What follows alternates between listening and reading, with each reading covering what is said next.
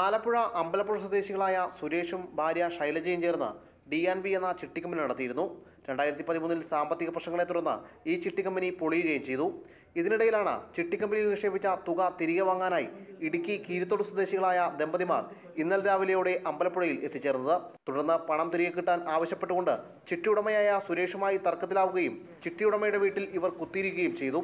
തുടർന്ന് വൈകിട്ട് 7:45 കൂടിയാണ് സംഭവം നടക്കുന്നത്. ദമ്പതികൾക്ക് നേരെ ചിട്ടിയുടമ പെട്രോൾ ഒഴിച്ച് കത്തിക്കുകയായിരുന്നുവെന്നാണ് ദമ്പതികൾ ആശുപത്രിയിൽ നൽകിയ മൊഴിയെന്ന് പോലീസ് വ്യക്തമാക്കി.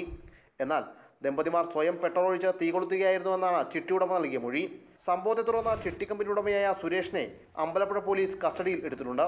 90% പൊള്ളലേറ്റ ദമ്പതികളെ വണ്ടാനം മെഡിക്കൽ കോളേജിൽ പ്രവേശിപ്പിച്ചുവെങ്കിലും രാത്രി 9:30 വേണുവും 10 മണിയോടെ സുമയും മരണത്തിന് കീഴടങ്ങി.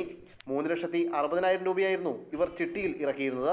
2013 പൊട്ടിയ ഈ ചിട്ടിക്കമ്പനിയുമായി ബന്ധപ്പെട്ട് 17ഓളം കേസുകൾ പോലീസ് രജിസ്റ്റർ ചെയ്തിട്ടുണ്ട്.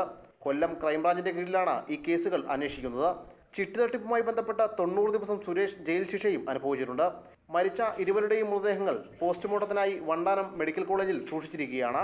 റിപ്പോർട്ടർ, ആലപ്പുഴ.